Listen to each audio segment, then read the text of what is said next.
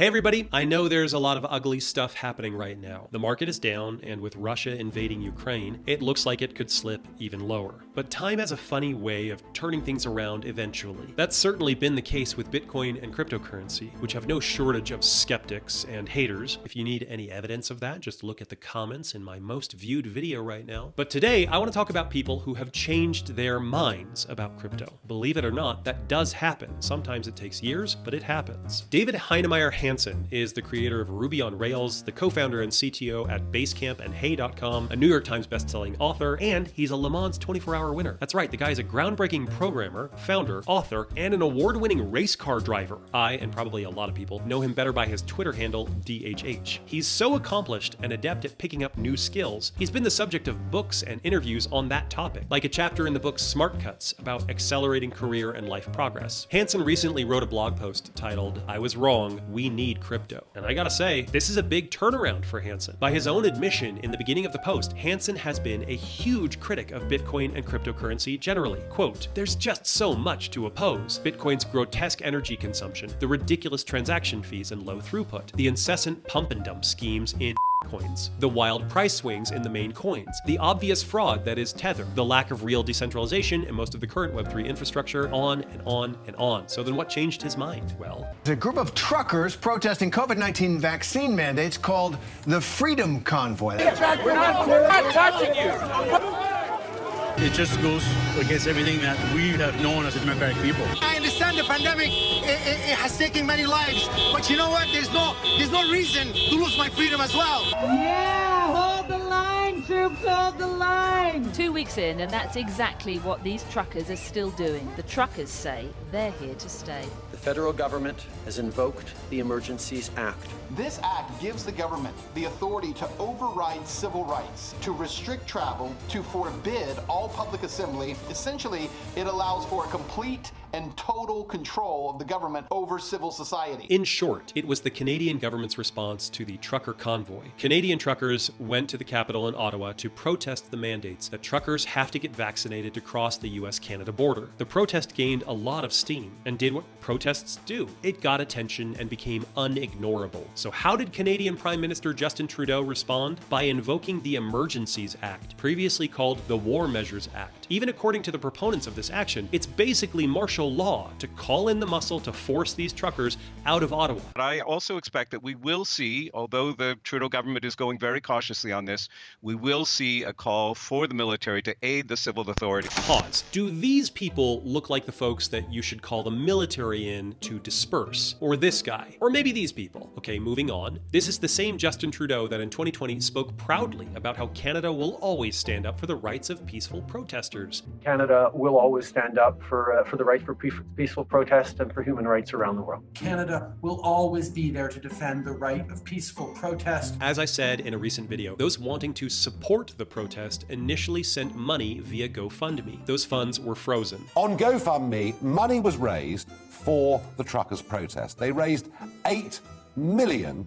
And GoFundMe didn't like this. Then supporters tried using another site, Give Send Go. That site got hacked, and the personal information of 93,000 donors was leaked. Then the Canadian government threatened to go after the supporters, people who weren't even at the protest, who were, as the National Review puts it, simply engaging in political dissent. Trudeau has since rolled back the emergency measures, but still, this all happened fast, from the start of a peaceful protest to martial law in about 3 weeks. This is what changed Heinemeier Hansson's mind about crypto. Back to his blog post. So Canadians who donated to the truckers should now sleep with one eye open for the next several months, lest they have their bank accounts frozen and indictments filed on the basis of laws enacted to prevent financing of terrorism, or maybe their bank will simply preemptively cancel their accounts if they appeared on the hacked list of donators from Give Send Go. This is crazy, absolutely bonkers, terrifying. I still can't believe that this is the protest that would prove every Bitcoin crank a prophet. And for me to have to slice a piece of humble pie and admit that I was wrong on crypto's fundamental necessity in Western democracies, and that it was the Canadians who brought this on. You might as well have told me that it was really the Care Bears who ran Abu Ghraib. I had for so long deemed the practical desire of people in Venezuela or Iran or China for crypto irrelevant to the entire Western experience. Is France really that different from Canada or Austria? Is Denmark? This is a real wake-up call. So that's a lot to admit, and kudos to DHH for publicly changing his mind. This is not something that's easy to do. Bravo, hats off. I wish more people could be so frank about what they really think. But I guess he is known for learning quickly, so kudos, man. He figured it out. But you know what? He is not the only one who has changed his mind. Economic and financial historian Neil Ferguson initially dismissed Bitcoin entirely, but has become much warmer to crypto as an ascendant asset class. And Ferguson should know he's the author of 16 books, including The House of Rothschild, The Cash Nexus, and The Ascent of Money, covering the history of money, credit, and banking. Maybe his initial impression of Bitcoin and crypto would have been warmer if they hadn't first come from his 15-year-old son in 2014. Because what dad wants to take investment advice from their teenage son, let alone a financial history scholar? But since then, he's learned, when it comes to technology, listen to teenagers. And my initial response, I remember, was a kind of fuddy-duddy, old professor type response. This is not a credible challenge to existing payment systems. Don't even talk to me about this as money. And that was my response to my teenage son. Bitcoin is not going away, and crypto is not going away. They are part of a financial revolution. Here's another one. Joe Weisenthal, the former editor of Business Insider and the current executive director of news for Bloomberg's digital brands. He wrote an op-ed in 2013 called "Bitcoin is a Joke." Weisenthal didn't mince words when he said, quote, "Make no mistake, Bitcoin is not the currency of the future. It has no intrinsic value." To Weisenthal's credit, he started to change his mind very shortly thereafter and very publicly, with another op-ed called "I'm Changing My Mind About Bitcoin." That's where he wrote, "The more I've thought about Bitcoin, though, the less valid some of my earlier objections to it seem," which is why, in the interest of intellectual honesty and being someone who takes into account new evidence when presented with it, I'm writing this new post. And get this, flash forward to today, Weisenthal recently wrote a piece for Bloomberg titled, "It's time for Bitcoin to become a better tool for money laundering." Who would have thought that a writer for Bloomberg would be writing in defense of money laundering? The thing that sparked Weisenthal here is the exact same thing that provoked DHH, the fiasco with the Canadian truckers, and the draconian response from Trudeau's government invoking war and anti-terrorism measures. The idea of Bitcoin as uncensorable money is important, and Weisenthal is right. Bitcoin advocates need to take that idea more seriously and continue to develop technologies that enable free and easy money transfer without third-party intervention. Another one, Ross Gerber of Gerber Kawasaki has become a popular talking head on financial news programs. Fun fact, when I made a documentary about Bitcoin in 2013, Ross Gerber was one of our interviews. He was basically our foil, the guy to take the critical view of Bitcoin, and he did a masterful job. It seems ridiculous to me that you're creating money through some algorithm that your computer supposedly does. There are many tweets from Gerber in the early days of Bitcoin declaring that it was a bubble, a scam, a fad, fundamentally flawed and dead. It just couldn't compare to the good old dollar, you see, because the money system works fine. Okay, now listen to this clip. We buy Bitcoin on every dip. We buy Ethereum on every dip. This is a long-term, high-risk investment for investors.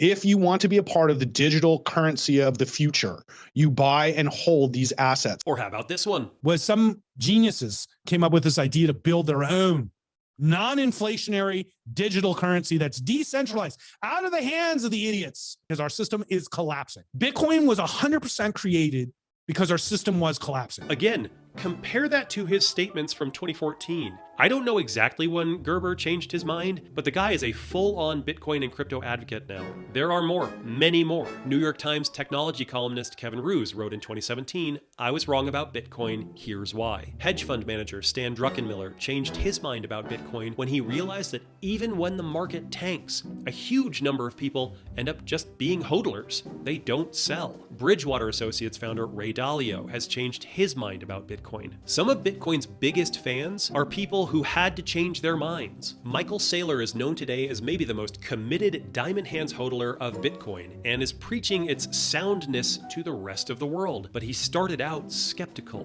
Quote, "Bitcoin's days are numbered. It seems like just a matter of time before it suffers the same fate as online gambling." Now his Twitter account is all Bitcoin all the time. Bitcoin is the apex property of the human race. Admittedly, there are people who started out supporting cryptocurrency who have backpedaled. Notable examples, Nassim Nicholas Taleb, who wrote the foreword to the Bitcoin Standard and now says that Bitcoin is worth nothing. It must be worth zero. I am honestly confused. Taleb is very erratic online, but I don't even know where to begin with this. Taleb is a radically independent thinker, a brilliant author, a really unique guy by anybody's measure, but his complete 180 here just doesn't make sense. Truly, I don't even have a theory. The other obvious example, Elon Musk. He supported Bitcoin and then he didn't. But I actually think Tesla was getting pressure from government regulators and that's why they backpedaled on Bitcoin. And as far as his support of Doge, I do have my theories. I even made a video about that, link up here. On the other hand, some of Bitcoin's biggest detractors are being forced to change their mind. I want to do a whole video about Jamie Dimon, the CEO of JP Morgan. Over the years, he's basically had to move through the stages of grief when it comes to Bitcoin. He's been in denial, he's been angry, he's tried bargaining, he's been depressed, and finally, he is now coming to the point where he has to accept that Bitcoin is here to stay. Because guess what? JP Morgan is now offering access to Bitcoin to their clients because they have to, because the world wants this,